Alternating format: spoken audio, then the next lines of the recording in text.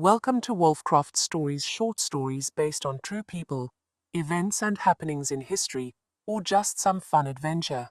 Suspense-chilling thrillers, or just a short fictional story, you came to the right place. If this is your second time listening, please do not forget to subscribe and hit the notification bell, so you won't miss out on new stories. And if you like this one, please don't forget to hit the like button, or hit it now should you forget.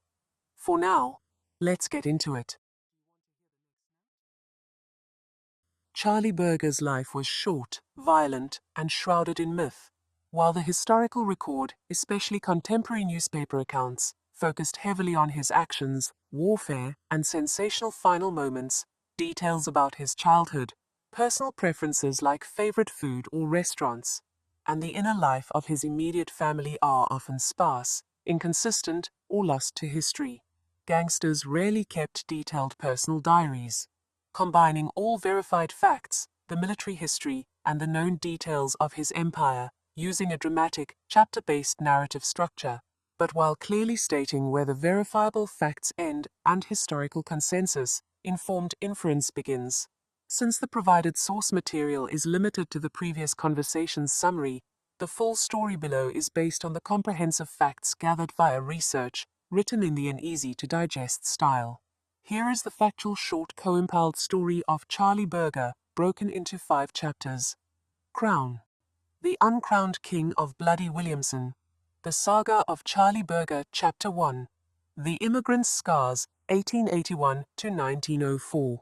Shakney Berger was born in 1881 into the harsh realities of the Russian Empire. The first seeds of his lifelong defiance were sown in that turbulent, unforgiving land, fostering a deep, pragmatic necessity for survival. His family, seeking escape and opportunity, crossed the ocean, landing him in St. Louis, Missouri. Shakney quickly traded his birth name for a cleaner, sharp identity. Charlie. In the booming, ambitious American city, Charlie didn't seek the slow, honest climb. His sights were set on something faster. Did young Charlie have a first love or a favorite candy store? The records remain silent, but the pressure of assimilation and the struggle of the immigrant life shaped him powerfully. He sought structure, and in 1901 he found it. He enlisted in the United States Army, serving honorably in the 13th Cavalry Regiment in South Dakota. He demonstrated courage and skill in horsemanship before his honorable discharge in 1904. The military taught him the cold logic of command, a tool he would later use to wage war. Chapter 2. The Dirty South, 1905 to 1918. After leaving the military, Charlie drifted. He tried his hand as a cowboy and a miner in the coal towns of southern Illinois. This area, rugged and volatile, known as Little Egypt, was already brewing with corruption and violence. But Charlie's ambition chafed against honest labor. He was a natural organizer, a manipulator of men, and a reader of opportunity. He recognized that the real money lay in the vice already thriving on the saloon floors. His true fortunes were about to explode. In 1919, the U.S. enacted prohibition, turning every bottle of liquor into gold and transforming Charlie Berger into a bootlegger king. This chaos was his stage. Where was his family? As Charlie descended into organized crime, his home life became increasingly fragile, a common casualty of the gangster life. While he likely maintained contact with his immediate family in St. Louis, the details of his personal relationships, friends, wives, or deep connections were largely kept in the shadows, protected from the violence that soon defined his world. Chapter 3. The Birth of Shady Rest, 1919 to 1924. Charlie's earliest operations required allies. He initially partnered with the region's most established crime family, the Shelton Brothers gang. But two kings cannot rule the same territory. Berger soon broke away from the Sheltons to establish his own independent and notorious headquarters. After being pushed out of Harrisburg, Charlie built the Shady Rest Roadhouse. This wasn't just a bar, it was a fortress. It was strategically located in Williamson County, earning the county the grim nickname, Bloody Williamson. It featured steel-barred windows and armed guards. It was the nerve center for a massive enterprise covering bootlegging, gambling, and racketeering. His personal life was secondary to the empire. His office was the roadhouse, his decisions delivered with the cold authority of a military commander. While records suggest various female companions, none were strong enough to anchor the chaotic, violent life he led. What did he drive? Gangsters of this era required speed, power, and often armor.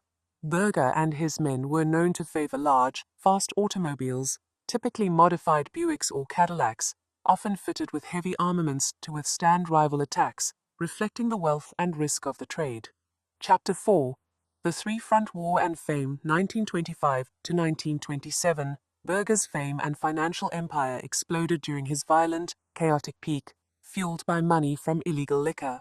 He was known to have ample cash, easily corrupting local officials and paying his network of drivers and enforcers well. His most defining trait was the war he waged on three fronts. The Shelton brothers. The fighting was relentless. The Sheltons even pioneered aerial warfare, attempting to destroy Shady Rest by dropping a bomb from a plane.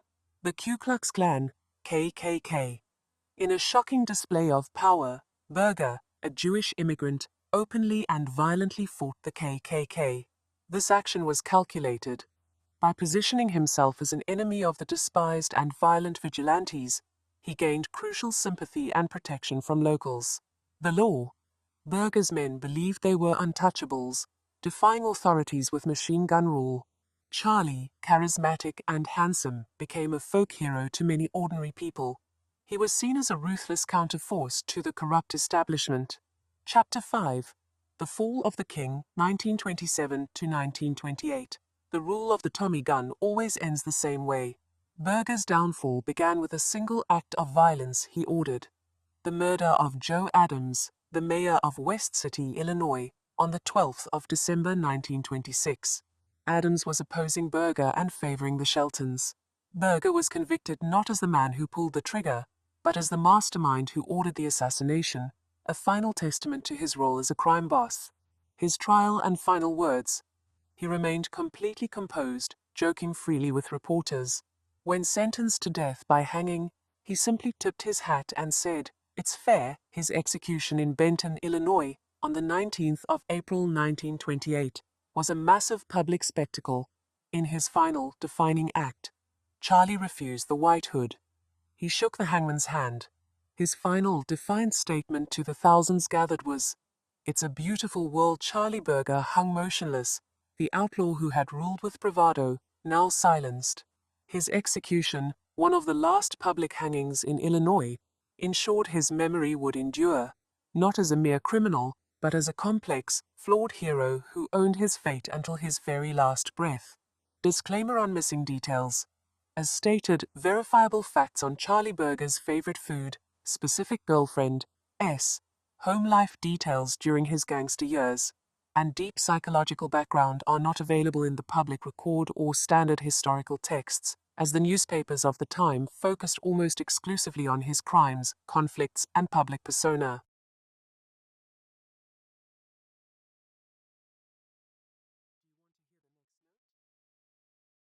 If you would like to know more about history on a specific person, time or place, or even just fictional creativity like adventure, horror, zombie survival, take a moment and drop us a comment down below for your request, or send us a mail and the team here at Wolfcroft Stories will be glad to mention your preferred name as to the inspiration to the video to the story.